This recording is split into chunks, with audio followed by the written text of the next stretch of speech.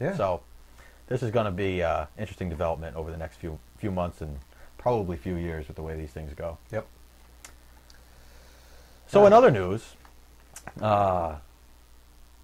we found out that Google, this is a rumor by the way, we can't say that this is ever going to actually happen, but there was an article that did say that Google was developing a TV set-top box, so they were going to get into the TV arena, which is kind of unexplored territory for Google right now. Yeah, but actually, it's not really unexplored. It's something that they have all the data for. They have the content, especially with YouTube, with Google Video. They have all this stuff that they provide online. What's stopping them from creating a box and having all that being controlled by a central? I guess nothing. A central box. And nothing. And the article goes on to say that they believe it to be Android based, so it's going to be completely open, and there'll be web apps, there'll be all sorts of different ways to interface with your favorite websites.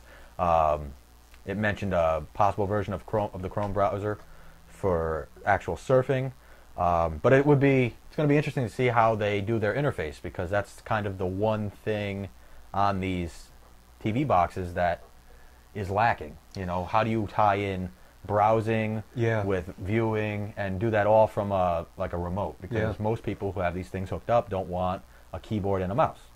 So, and for me and you, we both use Boxy.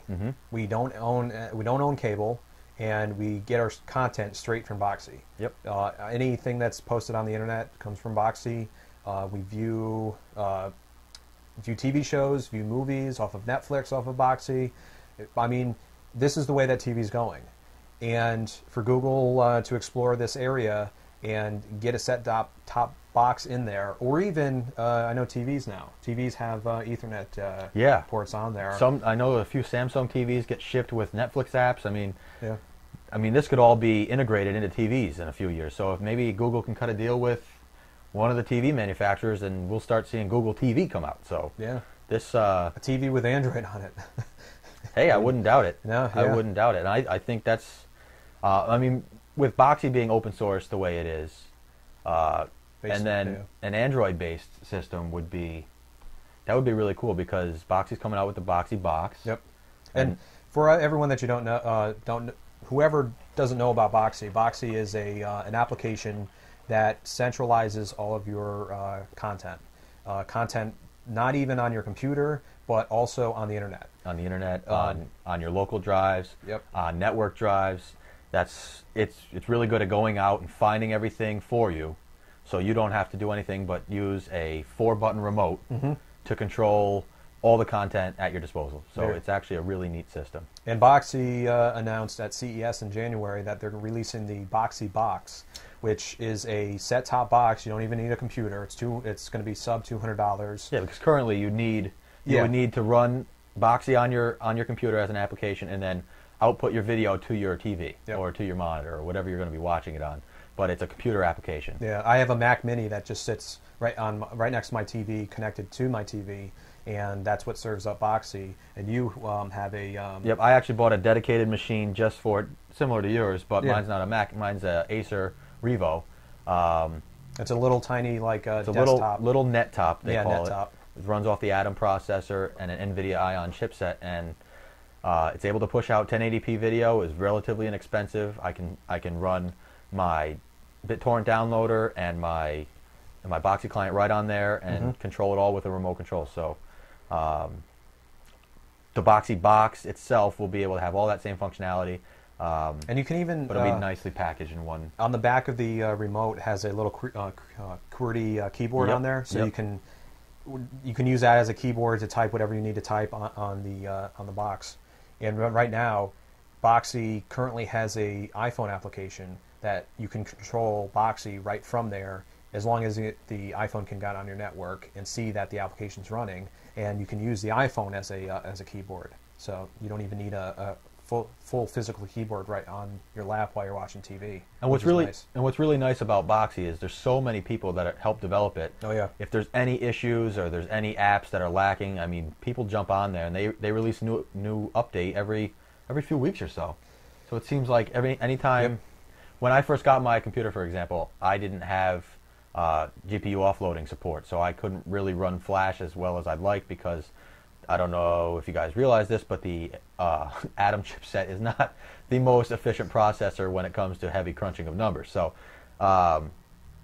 within 2 weeks, I think, after I got my computer, there was a new release of Boxy that supported offloading, and my playback now is bearable. It's not exactly where I want it to be, but it's, I mean, within the next few months, I believe it'll be almost perfect playback. So. And anyone who has a laptop, even you have an old laptop laying around, don't have it too old, but within the past 4 years, 5 years, take that laptop, connect it right to your computer using the little VGA connection on the back, and connect it right to your TV. Put Boxy on it, get a IR cable and a little remote, and you're going away watching Boxy content. You know what, we'll actually post we'll post an article about this on internetbuffet.tv, and it'll kind of be like a step-by-step guide, and we'll include links to people who have working setups. And yep.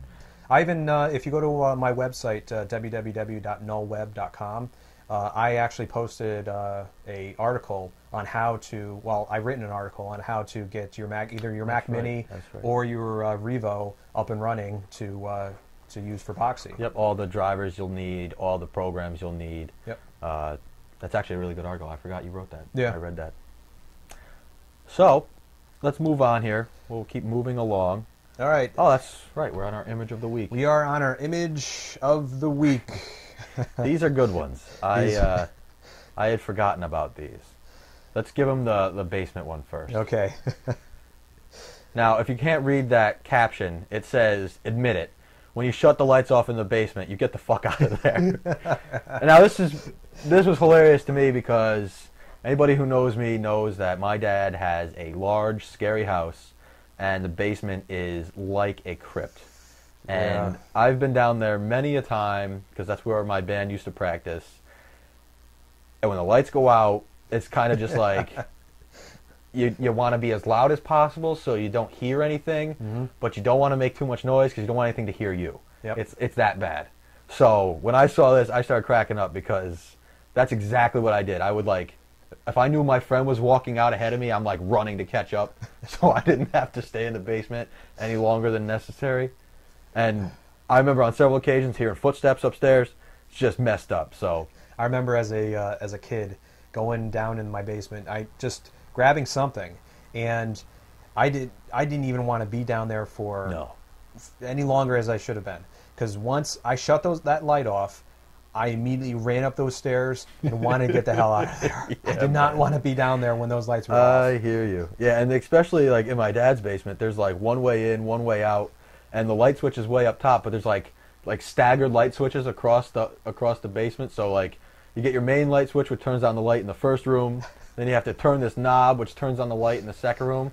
But then, in order to get to the light switch in the third room, you're like walking through a couple rooms of darkness. It was always a gamble. Like, is it worth it? Yeah. Do I really want to get in there, or should I just turn around and go home? I don't know if you ever remember the movie The Blair Witch Project. And you Yes. remember when at the end of the movie when they went in the house, they had the cameras separate from the people who, one guy went upstairs, the one girl went downstairs, and they went in that house into the basement.